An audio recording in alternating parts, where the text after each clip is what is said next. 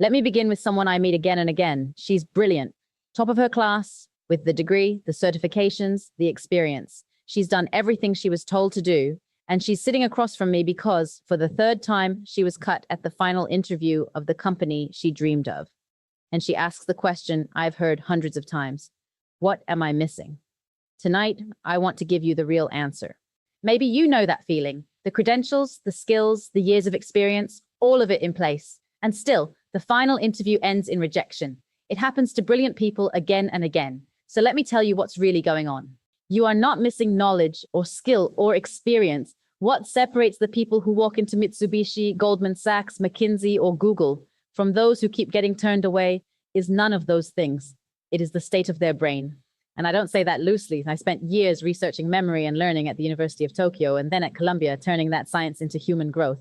And here's what people forget. Getting in is not the finish line. A top-tier world where pay runs well past 20 million yen is sustained only by a brain that keeps performing inside it. So the brain matters twice: to win the offer and to thrive once you're in.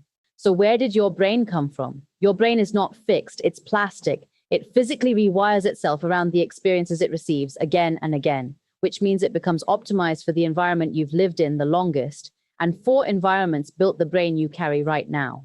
The first is your family. Long before you could choose anything, the people around you set your brain's defaults. It's about money, about risk, about how far someone like you is supposed to go. If the message at home was play it safe, don't stand out, your brain learned to hit the brakes the instant real ambition appears. And you don't feel it. To you, it feels like common sense. The second is school. School taught your brain what gets rewarded, and for most of us, that was the correct answer, produced quickly.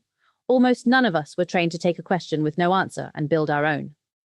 And the endless ranking wired in a habit of comparison that still whispers, everyone else is further along. The third is your work. Your current job is, right now, overwriting your brain, your speed, your tolerance for risk, your definition of good work. Survive somewhere that needs 5 approvals and loves precedent, and your brain becomes excellent at caution. That's the right adaptation for that place, and exactly the wrong wiring for a firm built on speed and conviction. And the fourth, the one almost no one notices, is the level of the people around you.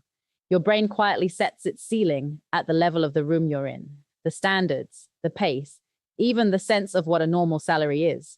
The people who thrive at the top aren't superhuman. They simply grew up professionally in rooms where a very high standard was ordinary. To them, it isn't impressive. It's Tuesday. So put it together. Your brain was beautifully optimized for safety, for the right answer, for caution, for a modest ceiling. And the firm you want runs on the opposite. The gap is real and larger than you think. And it's specific. Trading houses want the nerve to unite complex interests. Investment banks want someone unshaken under pressure, straight to the core. Funds want disciplined, independent judgment. Consulting wants you to structure the unknown in an instant. Big tech wants ownership. 5 different brains, and credentials alone match none of them. So here's why charging straight at that gap fails. Pause. There are 3 reasons. First, under pressure, your brain reverts to its oldest wiring. In the tension of an interview, your rehearsed answers vanish, and "I could never do this" arrives at the worst possible moment. Second dash, the interviewer feels it. They're not just hearing your words. They're reading your speed, your structure, how you stand when you're challenged. From signals you can't control, they decide in seconds. Is this one of us? No script survives that.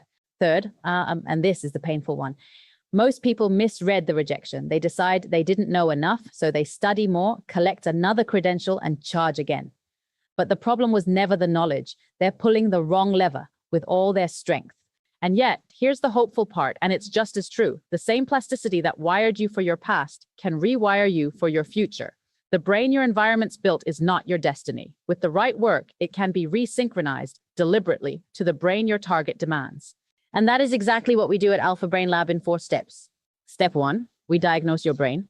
We trace which environment wired, which habit, and we find exactly where you diverge from your target. We make the invisible visible. Step 2, we redesign the circuitry. We rewrite the old automatic thoughts and we install the new ones. Structured thinking, independent judgment, ownership, calm under fire. Step 3, we make them automatic. Through repetition and under real pressure, we consolidate the new circuits until they hold on the day it actually counts. And step 4, we secure the offer. And beyond it, we build a brain that keeps producing results long after you've walked through the door. So don't start by studying harder. Start by finding out where you actually stand. It begins with the brain diagnosis, what your brain is doing now and what it needs to become. Mitsubishi, Goldman Sachs, McKinsey, Google, none of them is out of your reach. They never were. The distance between you and that door was never your resume. It was your brain, and a brain can be changed. Pause. The moment you stop fixing the wrong thing is the moment everything begins to move. Thank you.